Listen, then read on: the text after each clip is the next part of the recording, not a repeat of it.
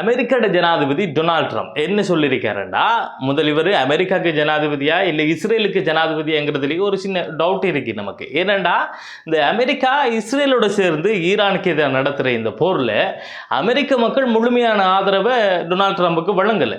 Donald ட்ரம்புக்கு எதிராக நிறைய போராட்டம் இன்றைக்கும் நடந்துக்குத்தான் இருக்கு அமெரிக்காவில். அப்படி இருக்கக்குள்ளேயே அவரோட ட்ரூத் சோசியல் மீடியாவில் ஒரு போஸ்ட் ஒன்று போட்டிருக்காரு. அது என்னென்னா, மக்கள் இஸ்ரேலை விரும்பினாலும் சரி விரும்பலண்டாலும் சரி, இஸ்ரேல் அமெரிக்காவுக்கு ஒரு சிறந்த நட்பு நாடு. அவர்கள் தைரியமானவர்கள், துணிச்சலானவர்கள், விசுவாசமானவர்கள் மற்றும் புத்திசாலிகள்.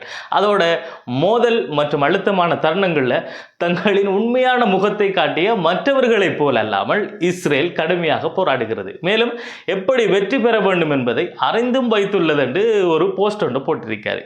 இதில் அவர் சொன்ன அந்த வார்த்தையை கொஞ்சம் அவதானித்து பார்த்தா, கடும் மோதலால் ஏற்பட்ட அழுத்தமான சந்தர்ப்பங்களில் அவங்களோட உண்மையான முகத்தை காட்டின மற்ற நாடுகளை போல இல்லாமல் இஸ்ரேல் தொடர்ந்து போராடிட்டு இருக்காங்களாம்.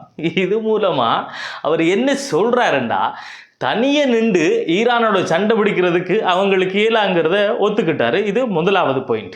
சேர்ந்து சண்டை பிடிக்கிறதுக்கு ஆக்களை கூப்பிட்டாரு. இது ரெண்டாவது பாயிண்ட்.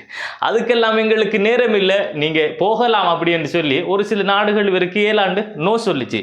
அதையும் இவர் எக்ஸெப்ட் பண்ணிக்கிட்டாரு. இது மூன்றாவது பாயிண்ட். ஈரான் அமெரிக்காவுக்கு கொடுத்த பதில் தாக்குதலால் டொனால்ட் ட்ரம்ப் பெரிய ஒரு அழுத்தத்தில் இருந்திருக்காரு. இது நாலாவது பாயிண்ட். இந்த விஷயம்லாம் நமக்கு ஏற்கனவே தெரிஞ்ச விஷயம்தான்.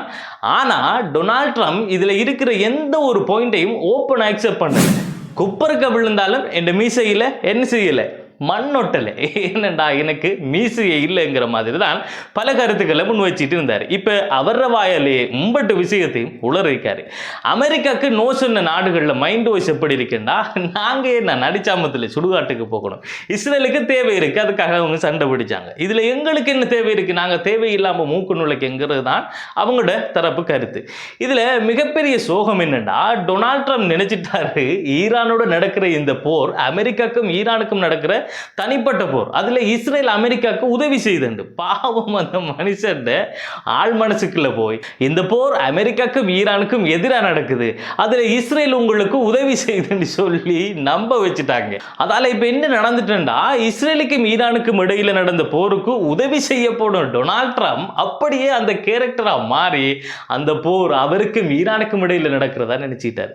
அப்படி நினைச்சதுல விளைவுதான் இப்ப இந்த இஸ்ரேல் இவருக்கு உதவி செய்துன்னு சொல்லிக்கிட்டு இருக்காரு. ப்ளீஸ் தயவு செஞ்சு யாராவது போய் அவர்கிட்ட சொல்லுங்க, நீங்க தான் இஸ்ரேலுக்கு உதவி செஞ்சுக்கிட்டு இருக்கீங்க. ஆனா இந்த விஷயத்துல இஸ்ரேல் புத்திசாலி என்று தான் சொல்லணும். ஏனென்றா அமெரிக்க ஜனாதிபதி அமெரிக்க மக்களை விட இஸ்ரேல் மக்களை தான் அதிகமாக விரும்புறாரு. அப்படி என்ன மாய மந்திரம் செஞ்சாங்கன்னு தெரியாம தான் இருக்கு. ஒருவேளை ஜெஃப்ரி எப்ஸ்டீனுக்கு தெரியுமோ தெரியும் அந்த மந்திரத்தை பத்தி. அப்படி என்ன விஷயம் இதுக்குள்ள இருக்கும், எதுக்காக அமெரிக்க மக்களை விட அதிகமா இஸ்ரேல் மக்களுக்கு டொனால்ட் ட்ரம்ப் ஆதரவு வழங்குறாருங்கிறது தொடர்பான உங்களுடைய கருத்துக்களை கமெண்ட் பாக்ஸினூடாக தயவு செய்து தெரியப்படுத்துங்கள் என்பதை கூறிக்கொண்டு, மேலும் இது போன்ற சுவாரஸ்யமான விடயங்களை நான் தொடர்ந்து வழங்குவதற்கு தயாராக இருப்பதால் என்னுடைய இந்த யூடியூப் சேனலுக்கு சப்ஸ்கிரைப் பண்ணி உங்களுடைய முழு ஆதரவையும் எனக்கு வழங்குங்கள் என்பதை கூறிக்கொண்டு, மேலும் இது போன்ற சுவாரஸ்யமான அடுத்த காணொலியில் உங்களை வந்து சந்திக்கும் வரை இந்த காணொலியில் இருந்து விடைபெறுவது அப்துல் லத்தீப் ஹசன் நிஸ்வி. என்னுடைய யூடியூப் சேனலுடைய பெயர் ஹசன் கேலரி.